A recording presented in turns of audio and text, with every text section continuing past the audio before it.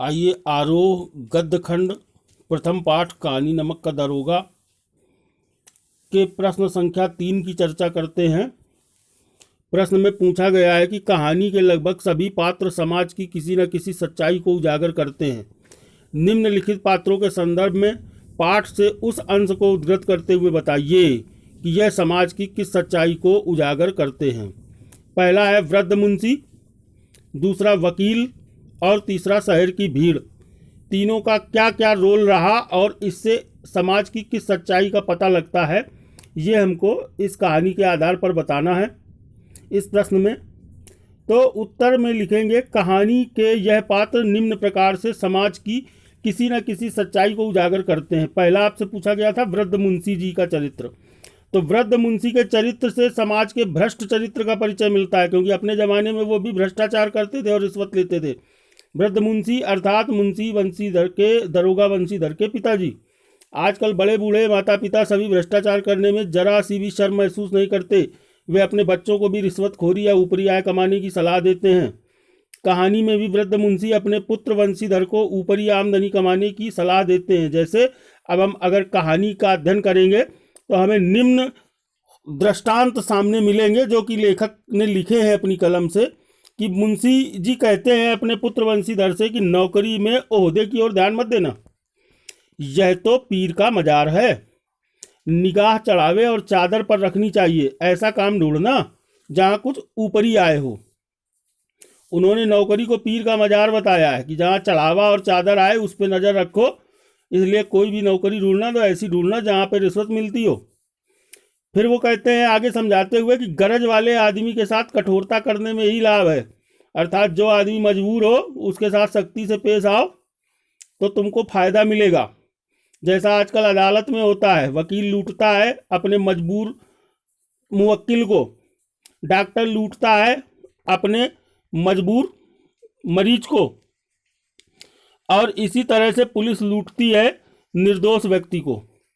यह मेरी जन्म भर की कमाई है। यह मेरी जन्म भर की कमाई का मतलब ये है कि वो बताते हैं कि पूरी ज़िंदगी में मैंने यही तजुर्बा कमाया है, अनुभव कमाया है कि ऐसा ही करना चाहिए, गरज वाले आदमी के साथ कठोरता करनी चाहिए। और अंत में यही मुंशी बेटे की ईमानदारी की प्रशंसा करने के स्थान पर जब उसकी नौकरी छूट जाती है नमक के दरोगा की, वो घर लौटता है तो कहते हैं पढ़ाना लिखाना सब अकारस गया, अर्थात सब पढ़ाया लिखाया मिट्टी में मिला दिया और नौकरी छोड़ के ईमानदारी के चक्कर में चले आए। दूसरा उसमें पूछा गया है चरित्र वकीलों का। आजकल समाज में वकीलों का एक ही लक्ष्य रह गया है कि किस तरह कानूनी या गैर कानूनी काम की परवाह किए बिना अधिक से अधिक माल लूटा जाए। जब नमक पर पाबंदी लगी और नमक के दरोगा का पद महत्वपूर्ण हो गया तो सभी वकील यही चाहने लगे कि उनकी भी वकालत छूट जाए और वो वकालत छोड़ के नमक के विभाग में दारोगा बन जाए, क्योंकि वकीलों की कमाई से 10 गुनी कमाई नमक के दारोगा में होती थी पद में रिश्वत के कारण। सरकारी हो या गैर सरकारी वकील, वे न्याय की जीत पर खुश होने के बजाय अपने मुवक्किल की जीत पर खुश होते हैं। वे न्याय का गला दबाकर भी खुशी मनाते हैं। न्याय की इससे बड़ी पराजय नहीं हो सकती। कहानी में कहा गया है वकीलों ने यह फैसला सुना और उछल पड़े, अर्थात अन्याय को जीतते हुए और न्याय को पराजित होते हुए अदालत में देख करके वकील जो न्याय की पैरवी करते हैं वो भी उछल के खुश हो गए। अब तीसरा पूछा गया शहर की भीड़ का क्या रोल था। शहरवासी किसी के दुख में तमाशे की तरह मजा लेते हैं। जो भीड़ होती है लोगों की, उसको केवल मजे लेने से मतलब होता है, किसके साथ क्या बीत रहा है इसकी उन्हें परवाह नहीं होती। वो केवल नए नए तमाशे की खोज में रहते हैं। उन्हें नए नए रावण देखने में मजा आता है। हालांकि वे स्वयं भी भ्रष्ट आचरण में लिप्त रहते हैं, फिर भी किसी भ्रष्टाचारी की कलई खुलने पर उसे पापी कहने में, उसका जलूस निकालने में नहीं चूकते।